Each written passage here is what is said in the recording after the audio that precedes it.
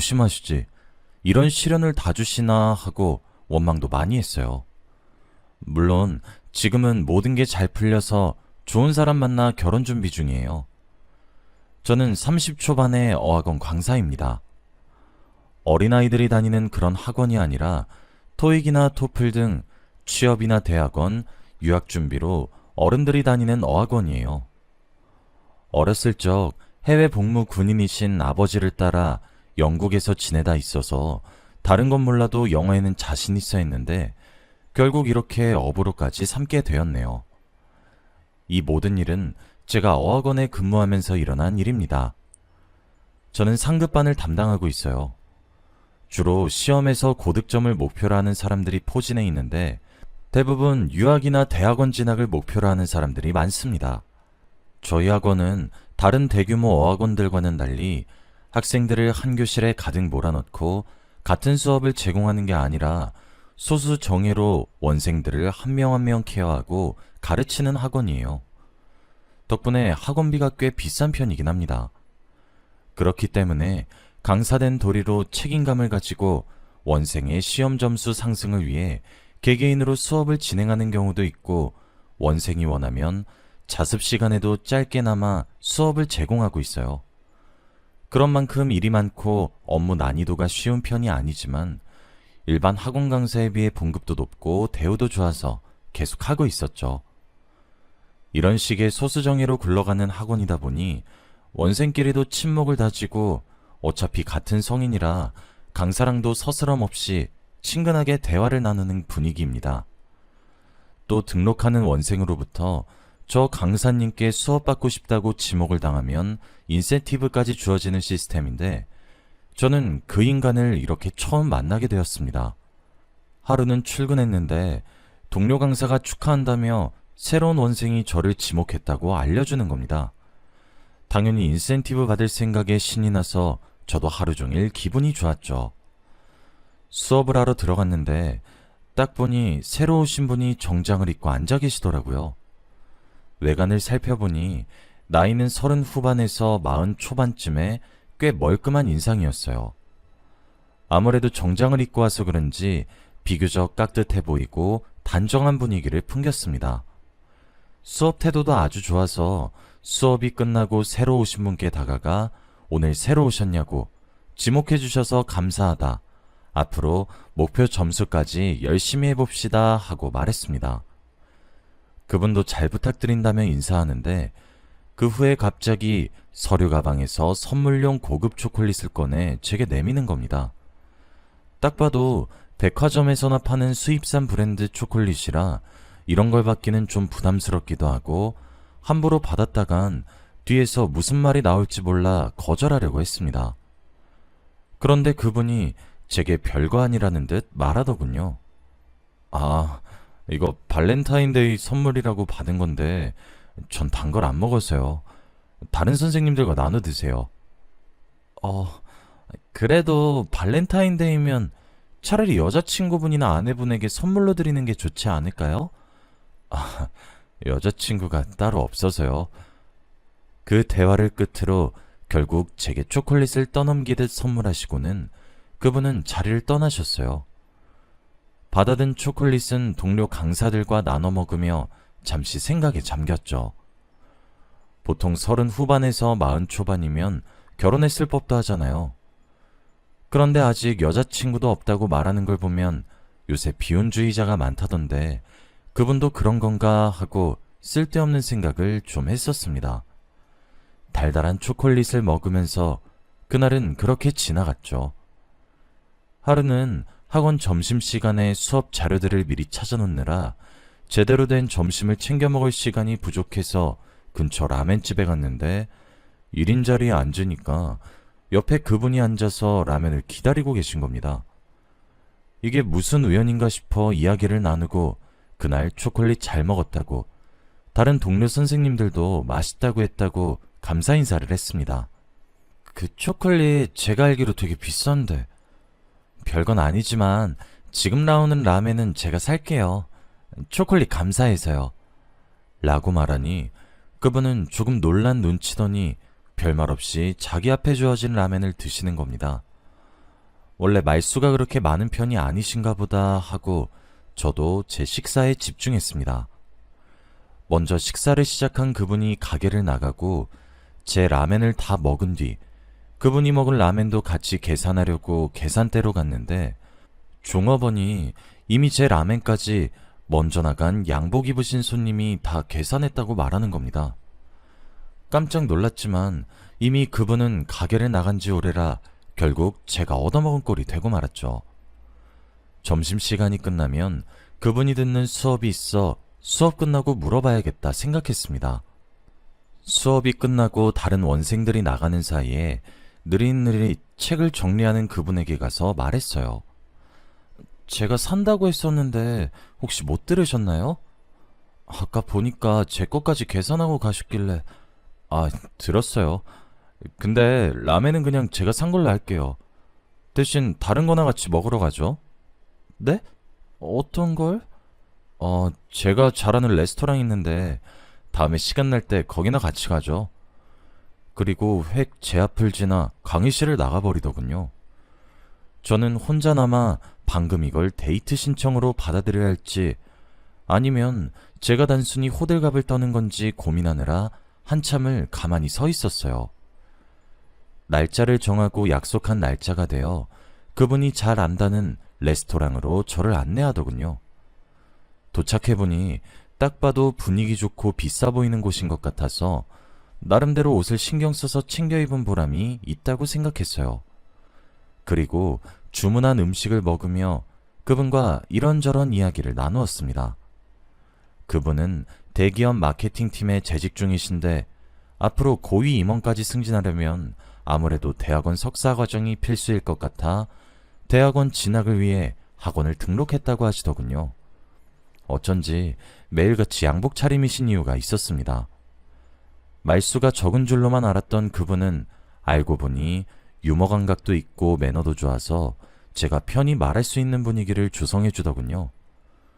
덕분에 저도 안지 얼마 안 된 사이임에도 어렸을 적 영국에서 살았던 얘기부터 온갖 사적인 이야기를 늘어놓게 되었어요. 한번 식사를 같이 했는데 취향이며 말이 너무 잘 통해서 저희는 그때부터 아닌 척 한두 번씩 만남을 지속해오다가 결국은 조심스럽게 사귀게 되었습니다. 학원 방침상 강사와 학생 간의 교제를 금지하고 있었기 때문에 저희는 주변에 알리지 않고 비밀스럽게 교제했습니다. 점심시간이 되면 일부러 학원 멀리까지 나가 밥을 같이 먹는다던가 오후 수업이 끝나면 레스토랑에서 저녁을 먹고 데이트를 한다던가 하는 식으로요. 학원 내에서는 철저히 강사와 학생의 선을 지켰습니다. 어느새 저희는 반년 넘게 사귀어오며 서로에게 더욱 푹 빠지게 되었습니다.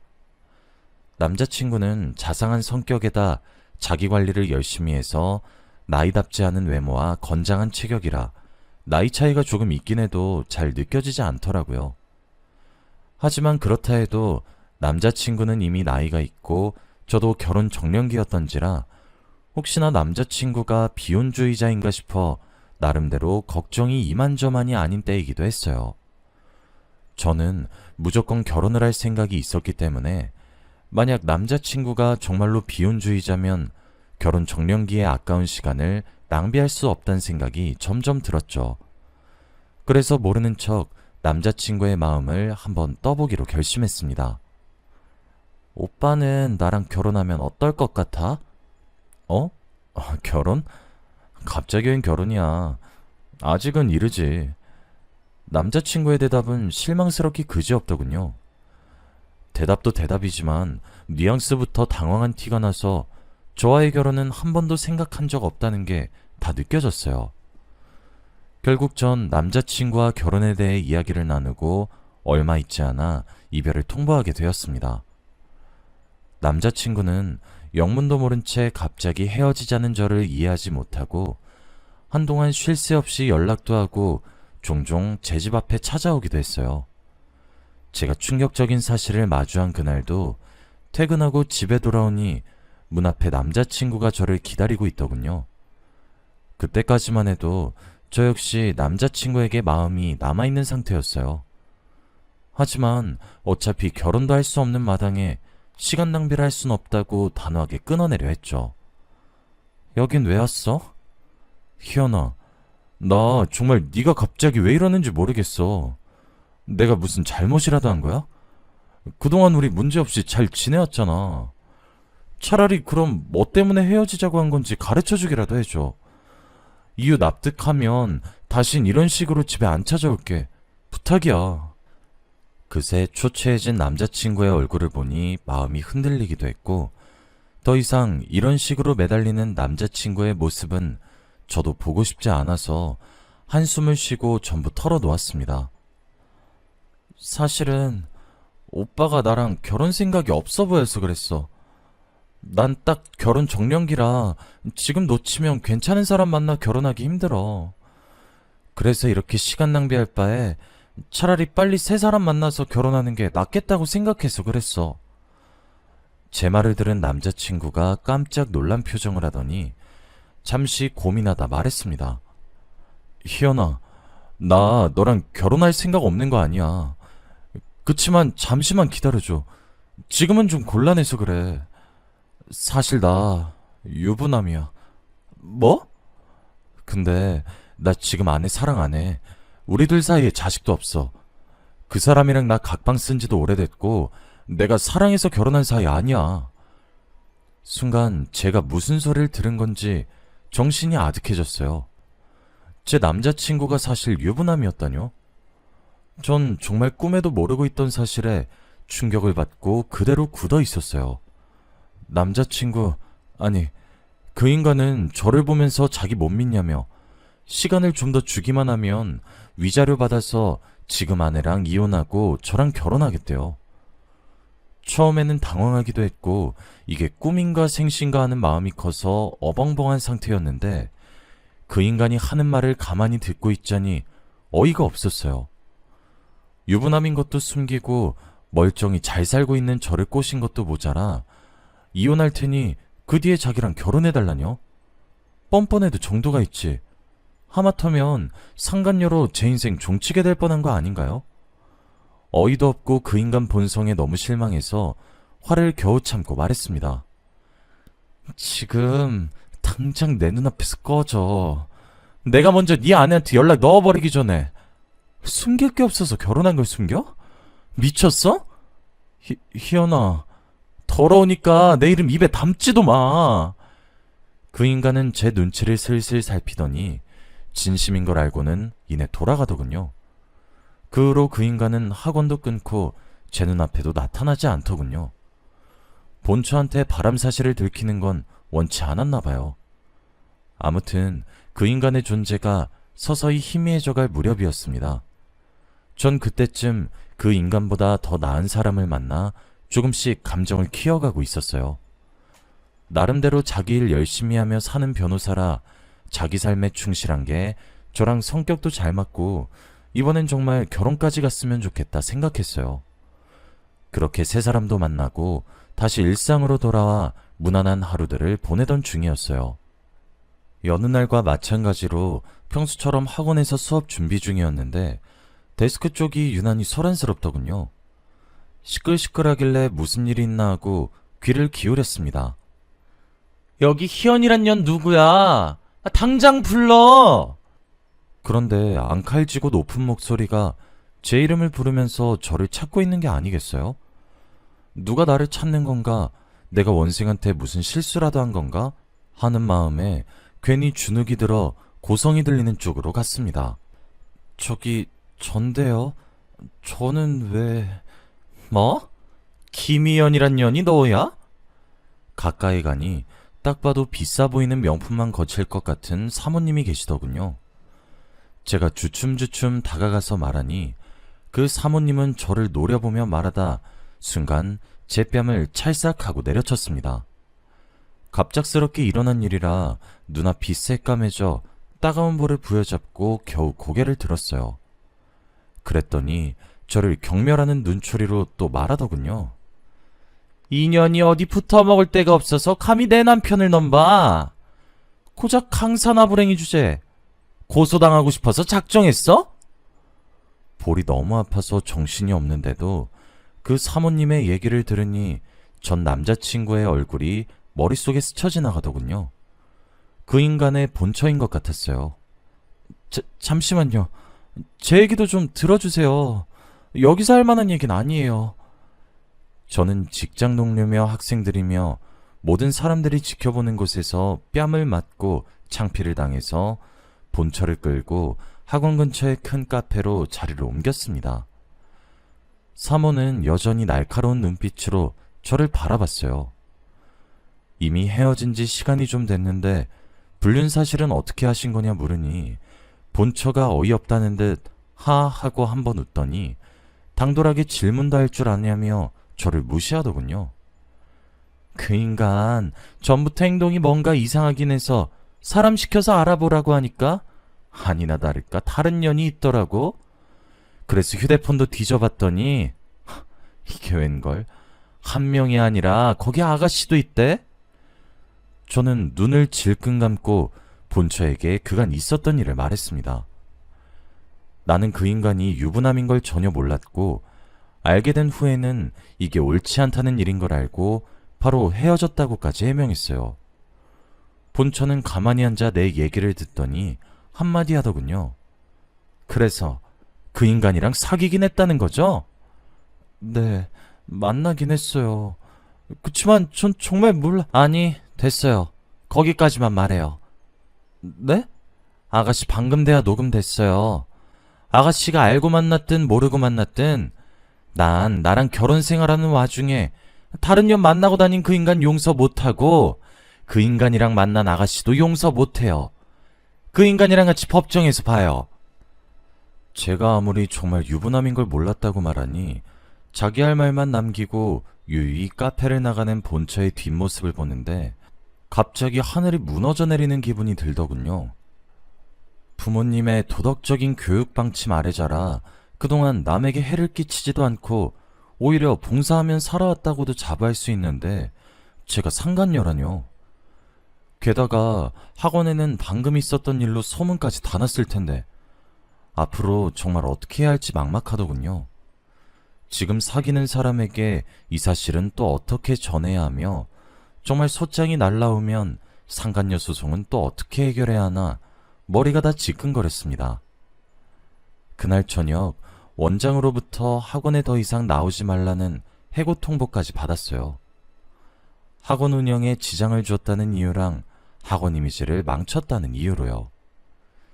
제가 너무 힘들어서 잠수를 타니 남자친구도 무슨 일이 있냐며 집까지 찾아왔더군요. 남자친구가 아무리 변호사라지만 사귄 지 오래된 것도 아니고 상간녀 소송을 당했다는 얘기를 하게 되면 해명도 하기 전에 저를 선입견 섞인 눈으로 보게 될까봐 이야기하는 걸 망설였습니다. 그랬더니 남자친구가 무슨 일이든 들어주겠다고 이런 식으로 자기랑 헤어지려는 거면 나중에 후회하지 않겠냐고 말하더군요. 솔직히 지금 남자친구는 저로서 정말 놓치고 싶지 않은 사람이었어요. 그래서 죽이 되든 밥이 되든 말이나 해보자 싶어 그동안 전 남자친구와 있었던 일, 학원에 본처가 찾아와 깽판을 벌인 일, 상간녀 소송을 당할지도 모르겠다는 이야기까지 전부 털어놓았습니다. 사실 말을 해놓고 그냥 말하지 말 걸 후회했어요. 얼마나 저를 한심하게 볼지 무섭더군요. 그런데 헤어지게 될 걸 염두하고 말했던 건데 남자친구는 오히려 제 상태를 살피더군요. 그런 일이 있었는데 왜 자기한테 숨겼냐며 그동안 괜찮았냐고 제게 진심 어린 위로를 건넸어요. 긴장이 탁 풀리니 갑자기 울음이 솟구치더군요. 그렇게 남자친구 앞에서 하염없이 울었습니다. 제가 울음을 그치고 진정하자 남자친구는 변호사 남자친구 이럴 때 써먹으라고 있는 거 아니겠냐며 자기가 되는 대로 돕겠대요. 그 마음이 너무 고마워서 또 울컥할 뻔했습니다. 아니나 다를까 며칠 지나 바로 고소장이 날라왔어요. 남자친구는 차분하게 제게 그 인간이 유부남인 걸 속이고 저를 만났던 사실을 뒷받침할 증거가 있냐고 물었어요. 그래서 저는 그동안 나눈 문자와 메신저 기록, 그리고 그 인간이 제 학생이었던 시절 제게 제출했던 인적 서류에 미연으로 적었던 서류를 찾아 가져다 주었습니다. 남자친구는 다 훑어보더니 이 정도면 승소할 가능성이 충분하다고 하더군요. 전 남자친구와의 대화라 남자친구가 어떻게 생각할지 몰라 많이 고민했지만 다행히 남자친구는 과거는 과거의 일일 뿐이라며 저를 안심시켰습니다. 그래도 지금 네가 사랑하는 건 나잖아. 안 그래? 어떻게 저렇게 너그러울 수가 있는지.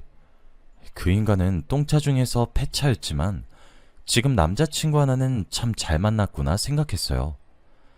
재판을 진행하면서 저를 상간녀로 모는 본처의 주장이 받아들여지지 않았고 녹음본도 본처가 좋을 대로 유리하게 편집해서 제출했다는 사실이 드러나 제가 유부남과 모르고 만났다는 사실이 증명되었어요.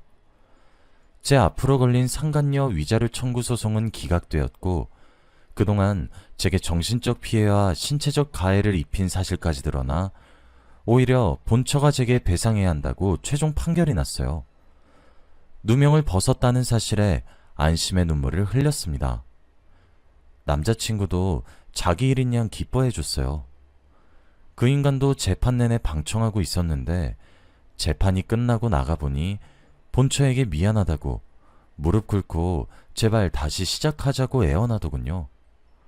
아마 상간녀 소송 전에 이혼 소송은 진작 마무리돼서 어마어마한 위자료를 떠안았기 때문이겠죠. 나중에야 전해 들은 건데 그 인간은 아무것도 없는 개털이고 본처 집안이 꽤 이름 있는 집안이라더군요. 그래서 그 인간이 돈을 노리고 본처랑 결혼한 거라고요. 아직도 저 따위로 사는구나 싶어서 눈이 마주쳤을 때 한번 비웃어주고 무시했습니다. 처음 상간녀 누명을 썼을 땐 정말 눈앞이 캄캄하고 다 포기하고 싶어졌지만 지금 남자친구의 도움으로 무사히 누명도 벗고 다시 밝은 미래를 되찾게 되었어요. 지금 남자친구에겐 여러모로 고마운 게 참 많아요. 이 사람과는 꼭 좋은 결말을 맞이하고 싶습니다. 남자친구도 저와 같은 마음인지 소송이 끝나고 얼마 안 있어 남자친구가 제게 청혼하더군요. 당연히 승낙했습니다. 지금은 바쁘게 결혼 준비 중이에요. 저는 또 부당하게 저를 해고한 학원에도 부당해고 소송을 걸어놨어요. 이번에도 기꺼이 예비신랑이 도와준다고 해서 걱정이 없습니다. 그동안은 프리랜서로 통역 일을 하며 돈을 벌고 있습니다. 생각보다 벌이가 짭짤하고 강사일보다 적성에 맞아서 그런지 통역일에 말뚝을 박아도 괜찮겠다 싶어요. 행복은 정말 그냥 오는 게 아닌가 봅니다. 그동안 많이 힘들었고 하마터면 억울한 일까지 당할 뻔했지만 역시 진실은 언젠가 밝혀지는 것 같아요. 여러분들도 모두 정의롭고 진실되게 사시면 행복이 자연스럽게 곁에 와 있을 겁니다. 제 사연 들어주신 분들 모두 감사합니다.